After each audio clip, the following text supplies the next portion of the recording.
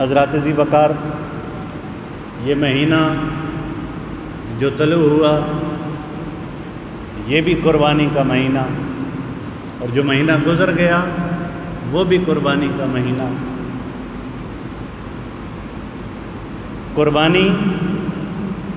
حقیقت میں اپنے کمال کو جو پہنچتی ہے تو وہ یہ قربانی ہے، اور اسی قربانی کے لیے رب العزت نے قربانی کے سلسلے قائم کیے۔ انفرادی طور پر واقعہ کربلا سے پہلے کئی جلیل القدر ہستیوں نے اپنی قربانی پیش کی، جس میں سب سے پہلا نام جناب آدم علیہ السلام کے بیٹے جناب حضرت حابیل علیہ السلام کا۔ اگرچہ ان کی قربانی کا رنگ ایک علیحدہ اور جداگانہ ہے،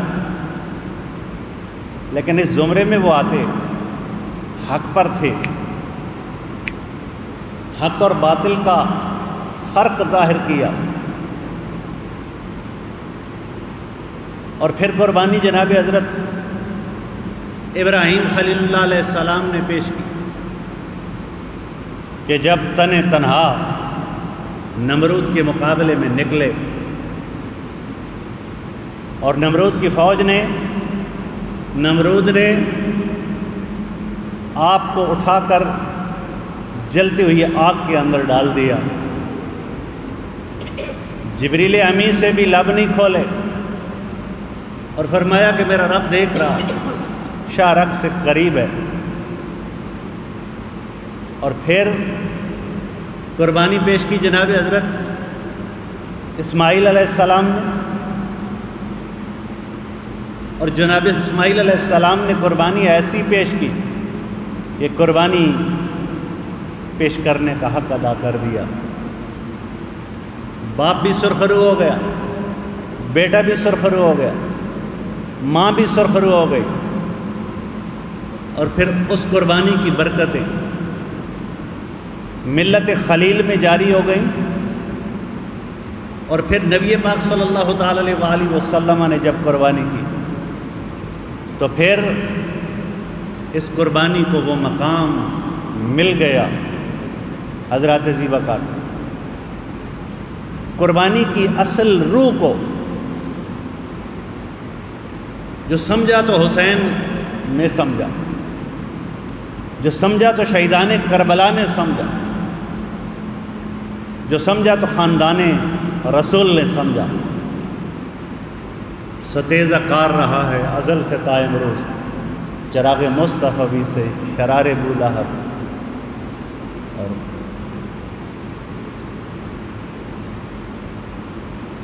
آج تک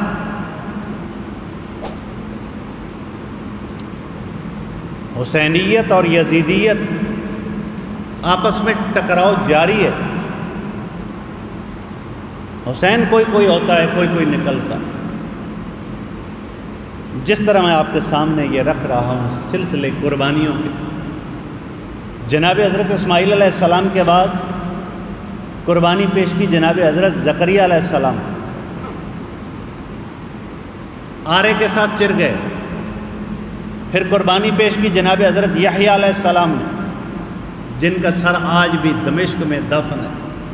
اور عجیب امتزاج ہے کہ جس جگہ جناب حضرت امام حسین علیہ السلام کا سر اقدس دفن ہے، اس کے چند میٹر کے فاصلے پر صدیوں پہلے آنے والے اللہ کے نبی جناب حضرت یحییٰ علیہ السلام کا سر بھی وہیں پر دفن۔ اور دمشق کی زمین جب انسان قدم رکھتا ہے تو بتاتی ہے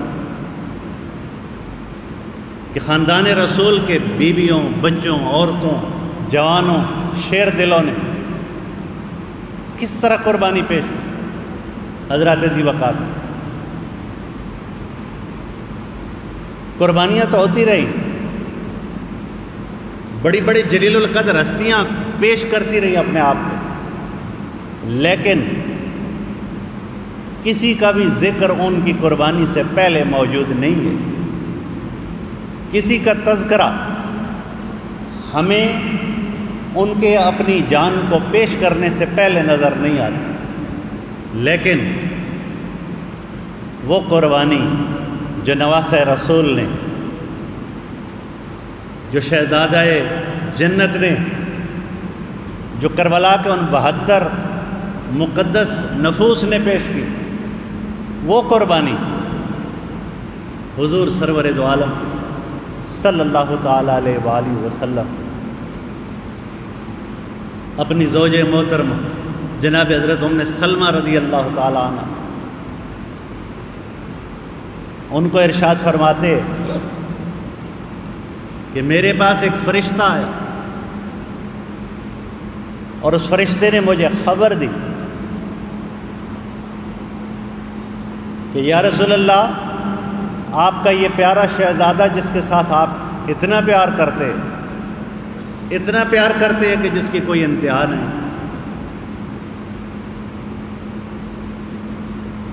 یقتل بارض کربلا کی زمین میں ان کو شہید کیا جائے۔ اور وہ فرشتہ مٹی لے کر آیا اور وہ مٹی لا کر اس نے مجھے دی، اور نبی مہربان سرور دو عالم صلی اللہ علیہ وسلم نے وہ مٹی اپنی ازواج میں سے حضرت ام سلمہ رضی اللہ تعالیٰ عنہ کو عطا فرمائی۔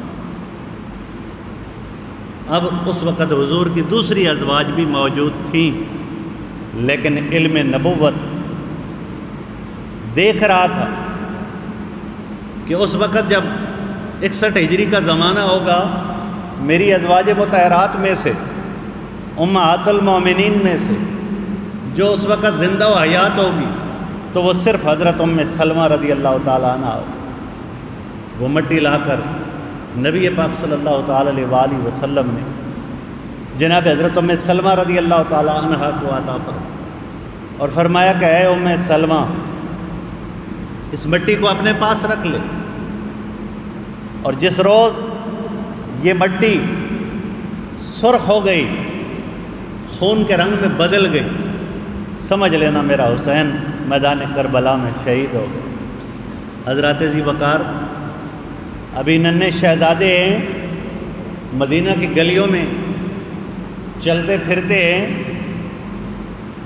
نبی پاک صلی اللہ تعالیٰ علیہ وآلہ وسلم کے شہزادے ہیں، لیکن شہادت کا مقام،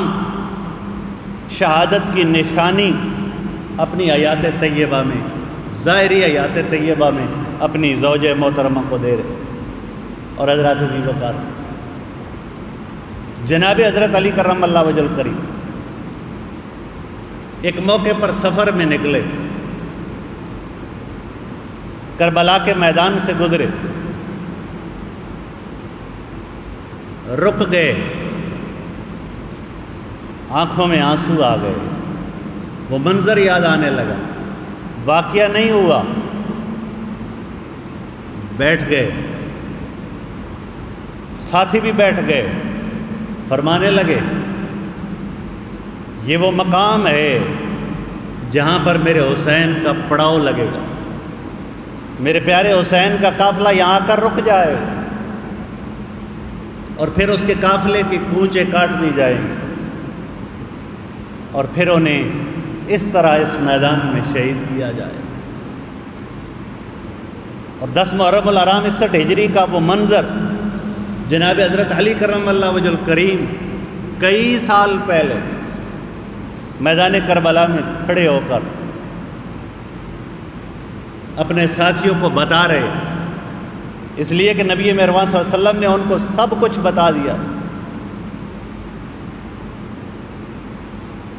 بدبختی اس انسان کی ہے، اس طبقے کی ہے کہ جو جب تاریخ کو پڑھے، احادیث کا مطالعہ کرے، واقعہ کربلا کو بیان کرنے کا ٹائم آئے تو یزید کو بھی اسی صف میں لے آئے اور امام علی مقام کو بھی اسی لائن میں کھڑا کر دے۔ حضرات ذی وقار یہ وہ ہستیاں ہیں جن کے بارے میں رب ذوالجلال نے قرآن مجید میں فرمایا اے میرے پیارے حبیب اپنی امت کو بتا دیجئے لا سالکم علیہ اجرا، میں نے مکے میں بڑی سختیاں جھیلی، طائف میں پتھر کھائے،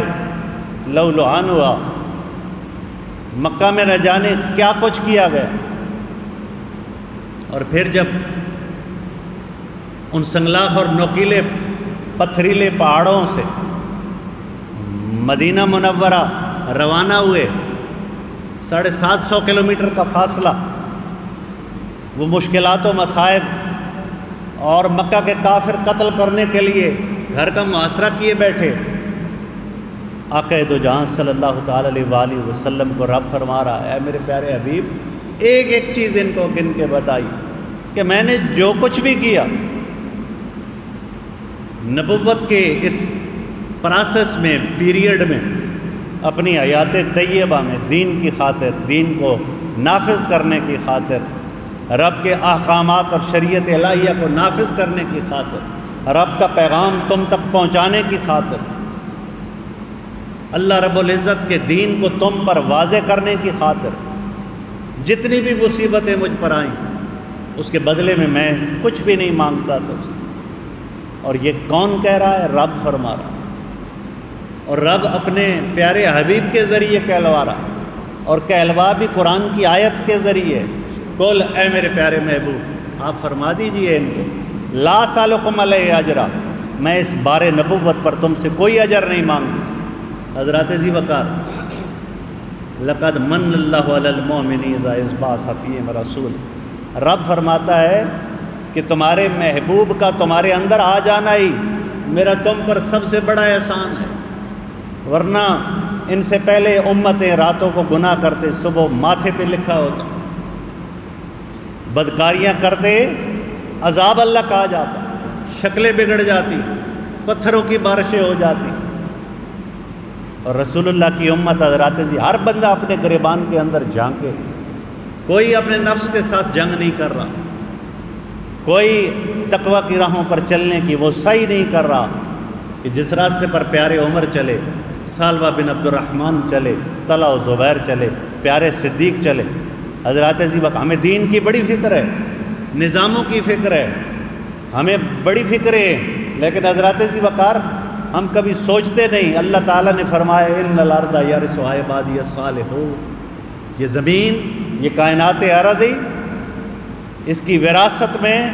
صالح لوگوں کو عطا کروں گا، نیک لوگوں کو عطا کروں گا، پاک لوگوں کو عطا کروں گا، پاکیزہ لوگوں کو عطا کروں گا۔ اور جو پاک اور پاکیزہ لوگ تھے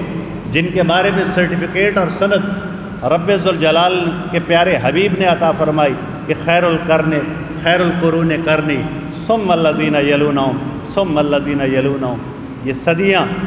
اسلام پوری دنیا پر حکمرانی کرتا ہے، مقابلے میں اٹھنے والی کو قوت اور طاقت نہیں ہے۔ حضرات عزیز وقار آج تو ہمارے اپنے اسلامی ملک یزید کا کردار ادا کر کے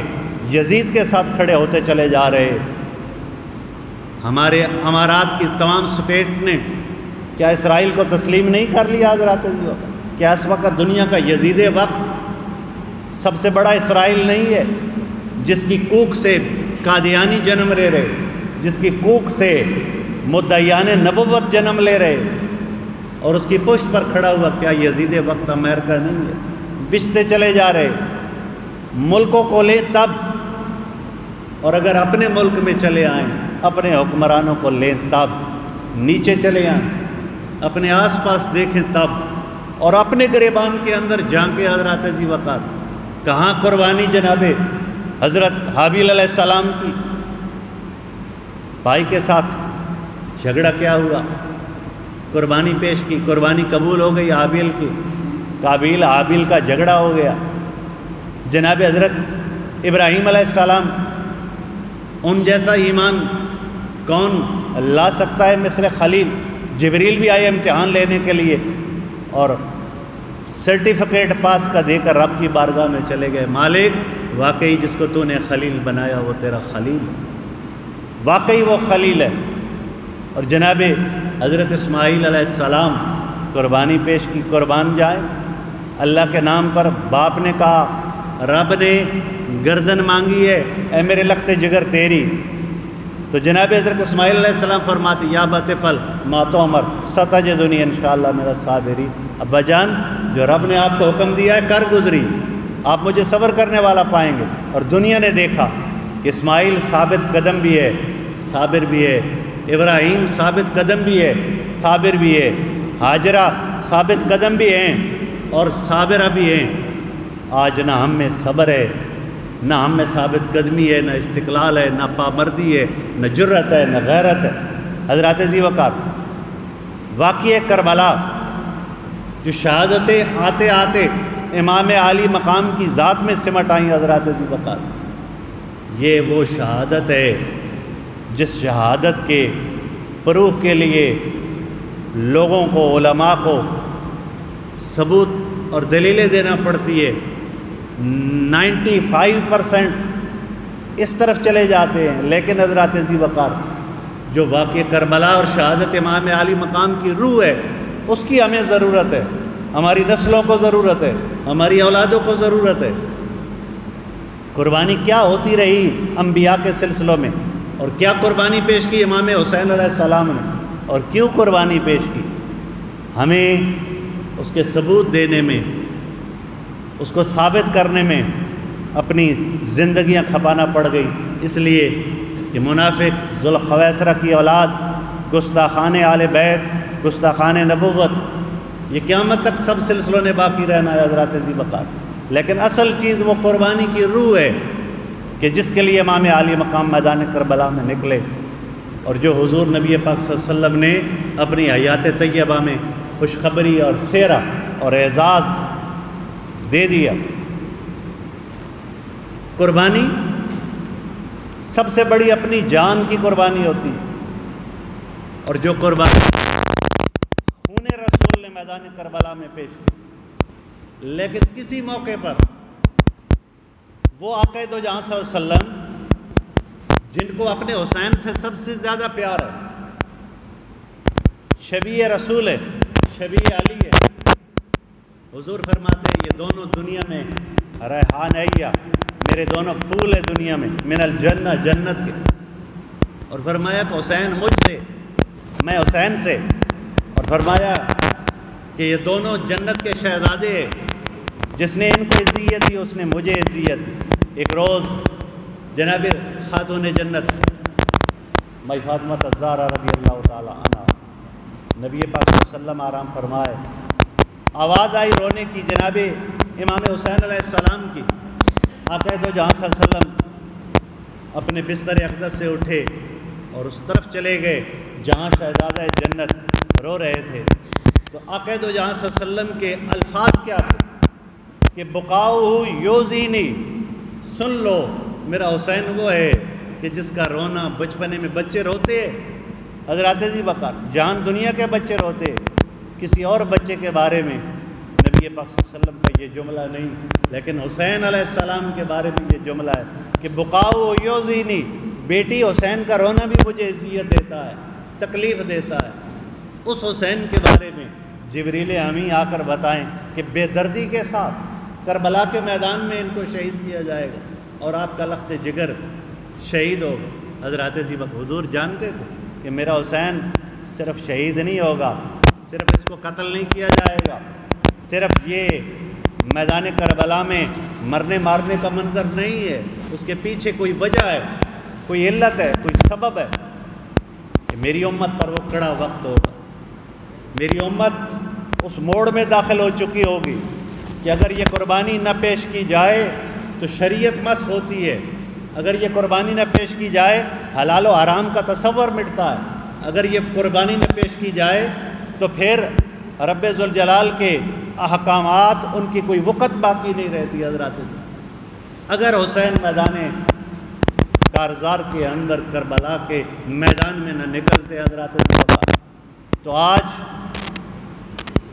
شراب پینا، جوا کھیلنا اور وہ کام کہ جو اس زمانے کے اندر کہ باپ سے آبی رسول ہے، کاتب وہی ہے اور بیٹا وہ کچھ کر رہا ہے، شریعت کو مسخ کر رہا ہے، سب کچھ جائز ہو جاتا ہے۔ آج ہمارے حکمران، دنیا کے حکمران اور مسلمانوں کے نبی اور نواسے کی قربانی کے صدقے میں حضرات ذی وقار سوال ہی نہیں پیدا ہوتا۔ برے ہیں، سکینڈلز ہیں، نہ جانے کیا کچھ کہ، لیکن اگر ہمارا وزیر اعظم، ہمارا صدر پاکستان پریزیڈنسی میں شراب پیے، شراب کی بوتل لے کر فوٹو بنائے، وہاں پر کوئی ایسا عمل کرے جو یزیدی عمل ہے، نہیں کر سکتا حضرات ذی وقار، کیونکہ حسین نے ایک لائن ڈرا کر دی۔ حسین نے اپنی قربانی پیش کی، اور جب خون رسول نے اپنی قربانی پیش کی تو وہ قربانی رائے گاہ نہیں گئی۔ بہن بہن، بھائی بہن، نکاح نہیں ہو سکتا۔ اگر کوئی بیعت کے قابل ہے، جس کے پاس انضمام و انصرام حکومت اور مملکت ہے، دین کے امور جس کے حوالے ہے، وہ شرابی ہو، زانی ہو، وہ کتے لڑائے، وہ بٹیرے لڑائے، وہ اس طرح کے کام کرے جو یزیدیوں والے، تو حضرات ذی وقار ایسے نہیں ہو سکتا۔ آج اگرچہ 62-63 کی بات کی جاتی ہے، اگرچہ امین اور صادق کی بات کی جاتی ہے، لیکن حضرات ذی وقار یہ بات کرنے والے کون ہیں؟ جن کو ہم اپنی زبان میں کہتے ہیں ان کا دین ایمان ہی کوئی نہیں، لیکن وہ بھی آج جرت اور جسارت علل اعلان کوئی برائی، کوئی بری حرکت نہیں کر سکتے۔ کیوں نہیں کر سکتے؟ کہ اس کے پیچھے امام علی مقام امام حسین رضی اللہ تعالیٰ عنہ کی وہ قربانی ہے کہ جس قربانی نے یہ ثابت کر دیا، دنیا کو بتا دیا کہ آج کے بعد کسی کو رسول اللہ کی شریعت سے کھیلتے ہوئے، کھلواڑ کرتے ہوئے، مذاق کرتے ہوئے 1000 نہیں لاکھ مرتبہ سوچنا پڑے گا۔ حضرات ذی وقار وہ اس لعین نے ہمارے نبی کے مقابلے میں نبوت کا دعویٰ کرنے کے بعد جو کیا، تو ہمارا جوان جو آج سلاخوں کے پیچھے ہے، دیر نہیں لگائی اس نے۔ اگر کوئی ہمارے قرآن پر بھونکے، اللہ کے نبی پر بھونکے، اللہ کے نبی کی حدیث پر کوئی زبان سے غلیظ جملہ نکالے، عمل کرنا تو دور کی بات ہے۔ حضرات ذی وقار گناہ چھپ کے ہوتا ہے، وہ ہر زمانے میں ہوتا رہا ہے، قیامت تک ہوتا رہے گا۔ یہ حسین کا کارنامہ ہے۔ اور حضرات ذی وقار یہ قربانی جو امام علی مقام امام حسین علیہ السلام نے دی، وہ قربانی ایسی قربانی اللہ تعالیٰ کے دربار میں قبول ہوئی کہ جناب حضرت نوح علیہ السلام کی کشتی چلتے چلتے جب اسی جگہ عراق کے شہر کربلا کے مقام پر آتی ہے، رک جاتی ہے۔ جناب حضرت نوح علیہ السلام بھی احادیث کی کتابوں میں واقعہ مرقوم ہے۔ آپ فرماتے ہیں کہ ایک روز، ایک زمانہ، ایک وقت آئے گا کہ نبی آخر الزمان کے نواسے حسین کی کشتی بھی یہاں پر رک جائے،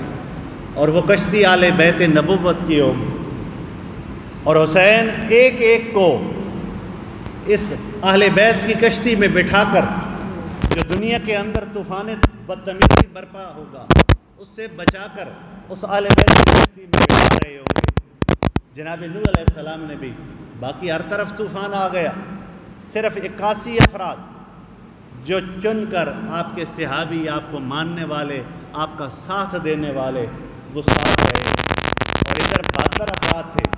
جن کی تعداد میدان کربلا میں پہنچ کر کئی حضرات نے لکھا کہ وہ بھی 82 تک پہنچ جاتی ہے۔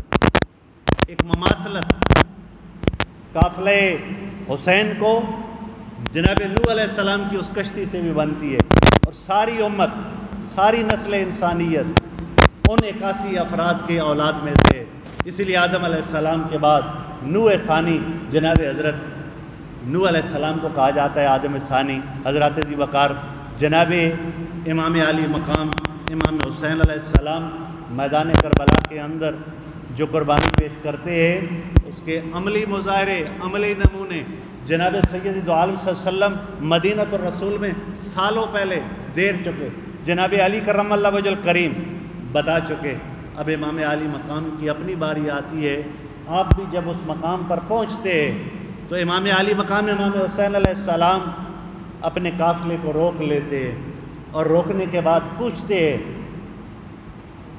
کہ اس جگہ کا نام کیا ہے، یہ مقام کون سا ہے؟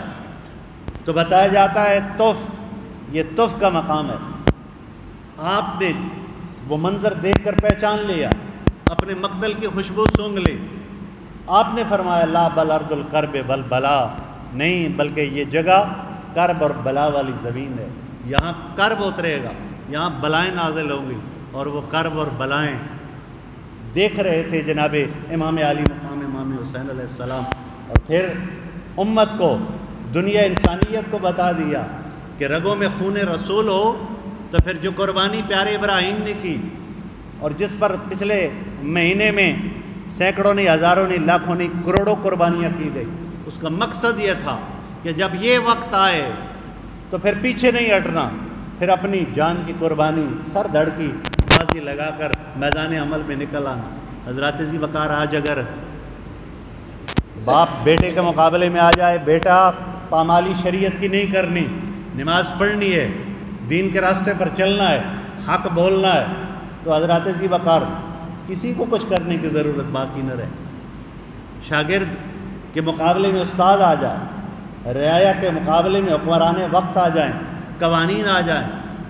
دیر ہی کچھ نہیں لگتی، ہر طبقہ باغی ہو گیا، ہر جگہ بغاوت ہے، بیٹا باپ کا باغی، بیوی شوہر کی باغی، تو حسینی کردار کون ادا کرے؟ امام علی مقام نے تو یزید وقت اگر وہ بادشاہ ہے اس کے مقابلے میں بھی آ جانے کا درس اور سبق دیا، لیکن آج ہمیں اپنے چھوٹے بھائی، اپنے بیٹے، اپنے محلے کے عزیز سے بات کرتے ہوئے بھی ڈر لگتی ہے۔ اگر ہم دیکھیں یہاں پر برائی بے حیائی اور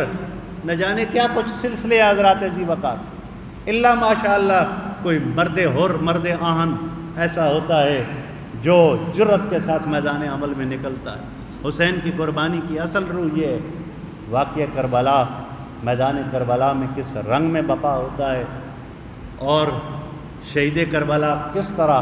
مدینۃ الرسول سے نکل کر اپنے مقتل کا رخ کرتے ہیں، انشاءاللہ اگلے جمعہ کو آپ حضرات کے سامنے رکھیں گے۔ یہ محرم کا مہینہ امام علی مقام کی یاد میں، ان کے غم میں آنسو بہانے کا بھی مہینہ ہے۔ آج جناب امیر المومنین عمر فاروق رضی اللہ تعالیٰ عنہ کا یوم وصال ہے، اور اس پر بھی آگے بات کریں گے کہ امام علی مقام کے ساتھ جناب امیر المومنین عمر فاروق رضی اللہ تعالیٰ عنہ کی کتنی محبت تھی۔ اور حضرات ذی وقار، یہ جو سلسلے اسرائیل کو تسلیم کرنے کے چل پڑے، یہ بھی دنیا کا اس وقت جو یزید ہے اس نے دبوچ لیا ہے اپنے پنجے کے اندر تمام مملکت اسلامیہ کے حکومتوں کو۔ دعا کریں اللہ تعالی ہمارے حکمرانوں کو، امت مسلمہ کو حسینی کردار ادا کرنے کی توفیق نصیب فرمائے۔ اس وقت جو حمیت و غیرت دینی کے تقاضے ہیں ان کو پورا کرنے کی توفیق نصیب فرمائے۔ وآخر دعوانا الحمدللہ رب العالمین۔ تمام حضرات